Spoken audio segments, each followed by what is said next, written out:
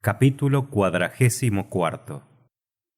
Cuando abrí los ojos, me sentí asido de la cintura por una mano vigorosa del guía, el cual con la otra mano sostenía a mi tío. Yo no tenía ninguna herida grave, sino un quebrantamiento general, como si me hubiesen molido a palos. Me encontré tendido en la vertiente de una montaña, a 2 pasos de una espantosa cima en que podía precipitarme al menor movimiento. Hans me había arrancado de las garras de la muerte mientras estaba rodando por los bordes del cráter. ¿Dónde estamos?, preguntó mi tío, que me pareció estar muy irritado por haber vuelto a la superficie de la tierra. El cazador, que no lo sabía, manifestó su ignorancia encogiéndose de hombros. En Islandia, dije yo. Neg, respondió Hans. ¿Cómo no?, exclamó el profesor. Hans se equivoca, dije yo levantándome. Después de las innumerables sorpresas de aquel viaje, otra nueva nos estaba reservada. Yo esperaba ver un cono cubierto de nieves eternas en medio de los áridos desiertos de las regiones septentrionales, bajo los pálidos rayos de un cielo polar, más allá de las más elevadas latitudes, y contra todas estas previsiones, mi tío, el islandés y yo estábamos tendidos en medio de una colina calcinada por el sol que nos devoraba con sus rayos. No quería dar crédito a mis miradas, pero mi cuerpo, que se estaba materialmente asando, disipaba todas mis dudas. Habíamos salido del cráter medio desnudos, y el astro radioso, a quien durante 2 meses no habíamos pedido absolutamente nada, se empeñó en ser con nosotros pródigo de luz y de calor, y nos envolvía en una irradiación espléndida. Cuando mis ojos se habituaron a aquellos resplandores de que ya habían perdido la costumbre, me valí de ellos para rectificar los errores de mi imaginación. Quería por lo menos hallarme en Spitzberg, y ni a 2 tirones me hacía soltar nadie esta idea. El profesor fue el primero que tomó la palabra y dijo: En efecto, este paisaje se parece a Islandia como un huevo a una castaña. ¿Y a la isla de Juan Mayén?, respondí yo. Tampoco. ¿No es este un volcán del norte con sus colinas de granito y su turbante de nieve? Sin embargo... ¡Mira, Axel, mira! Encima de nuestra cabeza, a una distancia de 500 pies, se abría el cráter de un volcán por el cual, de cuarto en cuarto de hora, se escapaba con espantoso estrépito una alta columna de llamas, mezcladas con piedra pómez, lavas y cenizas.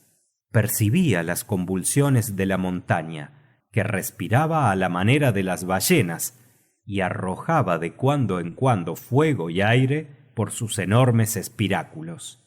Debajo, torrentes de materias eruptivas se extendían por una pendiente bastante rápida a una profundidad de 700 a 800 pies, lo que no llegaba a dar al volcán una altura total de 300 toesas. Su base desaparecía en un bosque de árboles verdes, entre los cuales distinguí olivos, higueras y viñas cargadas de racimos colorados. Fuerza era convenir en que aquel no era el aspecto de las regiones árticas. Cuando la vista traspasaba aquel verde recinto, se perdía rápidamente en las aguas de un mar admirable o de un lago pintoresco, que hacían de aquella tierra encantadora una isla que no tenía de ancho más que unas cuantas leguas. Por la parte de levante se descubría una rada, precedida de cierto número de casas, en la cual, al suave impulso de las azuladas olas, se mecían algunos buques de una forma particular. Más allá, se destacaban de la líquida llanura grupos de islotes tan numerosos que parecían un inmenso hormiguero. Hacia poniente, lejanas costas terminaban el horizonte, perfilándose algunas montañas azules de una conformación armoniosa, y en otras, más en lontananza, descollaba un cono prodigiosamente elevado, en cuyo vértice se agitaba un penacho de humo. Por el lado del norte centelleaba, reflejando los rayos solares, una inmensa extensión de agua, en que aparecían a trechos algunas arboladuras o algunas velas hinchadas por el viento. Lo que aquel espectáculo tenía para nosotros de imprevisto centuplicaba sus encantos. ¿Dónde estamos? ¿Dónde estamos?, murmuraba yo. Hans cerraba los ojos con indiferencia, y mi tío abría los suyos como embobado. Cualquiera que esta montaña sea, dijo en fin, hace en ella un poco de calor. Las explosiones se suceden, y no me haría maldita la gracia haber salido de una erupción para que me descalabrase un peñasco. Bajemos y sabremos a qué atenernos. Además, me estoy muriendo de hambre y de sed. Decididamente, no era el profesor un hombre apasionado a la vista contemplativa, pero yo, muy de buena gana, olvidando la necesidad y las fatigas, hubiera permanecido largas horas en aquel sitio, si no hubiese tenido que seguir a mis compañeros. El talud del volcán presentaba muy rápidas pendientes. Nos deslizábamos por barrancos de cenizas, evitando cuidadosamente los arroyos de lava que se desenvolvían como serpientes de fuego. Mientras bajábamos, yo daba rienda suelta a mi lengua, pues necesitaba hablar mucho para dar a mi imaginación demasiado llena algún desahogo. «Estamos en Asia», exclamaba, «en las costas de la India, en las islas Malayas, en plena Oceanía. Hemos atravesado la mitad del globo y salimos por los antípodas de Europa». «Pero la brújula», respondió mi tío. «Sí, la brújula», decía yo sin saber qué decir. A dar crédito a lo que ella dice, nos hemos dirigido constantemente al norte. «Ah, pues... mentido». «Mentido». «A no ser que esto sea el Polo Norte». ¿El Polo? No, pero... El hecho era inexplicable, y todos los esfuerzos de mi imaginación eran inútiles. Entretanto, nos aproximábamos a la amena falda de la montaña. El hambre y la sed me atormentaban a un mismo tiempo. Afortunadamente, después de 2 horas de marcha, se ofreció a nuestra disposición una campiña encantadora, enteramente cubierta de olivos, granados y viñas, que al parecer pertenecían a todo el mundo. Por otra parte, en el estado de desnudez y abandono en que nos hallábamos, no podíamos andarnos en escrúpulos de monja.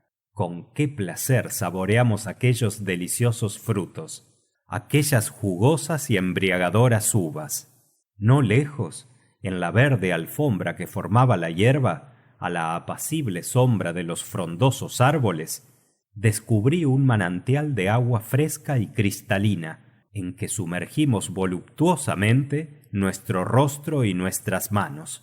Y mientras así nos abandonábamos a todas las delicias del reposo, un chiquillo apareció entre 2 grupos de olivos. «¡Ah!», exclamé yo, «un habitante de esta tierra de bienaventuranza». Era el chiquillo una especie de zagalillo, vestido muy miserablemente, bastante enfermizo, y que pareció asustarse mucho al vernos, lo que nada tiene de particular, pues, no siendo aquel un país de malhechores, no eran para tranquilizar a nadie nuestras barbas incultas y nuestros insuficientes trajes. En el momento de ir el chiquillo a tomarlas de Villadiego, Hans corrió tras él y se lo trajo, a pesar de sus chillidos y pataleos. Mi tío hizo lo posible para tranquilizar al rapaz y le dijo en buen alemán: «¿Cómo se llama esta montaña, mocito?». El muchacho no respondió. «Bueno», dijo mi tío, «no estamos en Alemania». Y repitió la misma pregunta en inglés. Tampoco obtuvo contestación. A mí me devoraba la impaciencia. —¡Si será mudo! —exclamó el profesor, el cual, muy orgulloso de su poliglotismo, recurrió al francés. El rapazuelo no despegó los labios. —Probemos el italiano —repuso mi tío y dijo—. —Dove noi siamo? El mismo silencio. —¡Pareces tonto! —exclamó mi tío, a quien empezaba el humo a subírsele a las narices, y tiró al chico de las orejas. —Vamos a ver si hablas. Come si no ma questa isola. —Stromboli —respondió el pastorcillo, echando a correr al momento por entre los olivos y no parando hasta que ganó el llano. Le dejamos ir y no volvimos a acordarnos de él. El Stromboli. ¿Qué efecto produjo en mi imaginación esta inesperada palabra? Estábamos en pleno Mediterráneo, en medio del archipiélago eólico de mitológica memoria, en la antigua Estrangíglos, en aquella isla del mar Egeo en que Eolo tenía encadenados en el antro los vientos y las tempestades, y aquellas montañas azules cuyas graciosas lomas se perfilaban hacia levante eran las montañas de la Calabria, y aquel volcán que se levantaba en el horizonte del sur era el Etna, el mismo Etna. —Stromboli —repetía yo—, Stromboli. Y mi tío me acompañaba con sus ademanes y sus palabras. Parecía que estábamos cantando a dúo. ¡Qué viaje! ¡Qué maravilloso viaje! Entrar por un volcán y salir por otro, y estar situado a más de 1200 leguas del Sneffels, de aquel árido país de Islandia echado a los confines del mundo. Los azares de la expedición nos habían transportado al seno de las más armoniosas comarcas de la tierra. Habíamos abandonado la región de las nieves eternas por las de la verdura infinita, y dejado encima de nuestras cabezas la cenicienta niebla de las zonas heladas para contemplar luego extasiados el azulado cielo de Sicilia. Después de una deliciosa comida compuesta de frutos y agua fresca, nos pusimos en marcha dirigiéndonos al puerto de Stromboli. No nos pareció prudente decir de qué manera habíamos llegado a la isla. El carácter supersticioso de los italianos nos hubiera representado como demonios vomitados por el infierno, y de consiguiente nos resignamos a pasar por humildes náufragos, lo que era menos glorioso pero más seguro. Mientras íbamos andando, mi tío murmuraba: —Pero la brújula que señalaba al norte, ¿cómo se explica esta anomalía? —Lo mejor —dije yo con el mayor desdén— es no explicarla. —¿No explicarla? Un profesor de Johanneum que no encuentra la razón de un fenómeno cósmico. ¡Qué vergüenza! Hablando así, mi tío, medio desnudo, con la bolsa de cuero alrededor de la cintura y poniéndose las gafas, volvía a ser el terrible profesor de mineralogía. Una hora después de salir de los olivares, llegamos al puerto de San Vicenzo, donde Hans reclamó el salario de su tercera semana, que le fue entregado con los más expresivos apretones de manos. En aquel instante, si bien no participó de nuestra conmoción harto natural, se manifestó más expansivo de lo que tenía de costumbre. Con los pulpejos de sus dedos tocó ligeramente nuestras manos y se sonrió. Fin del capítulo 44.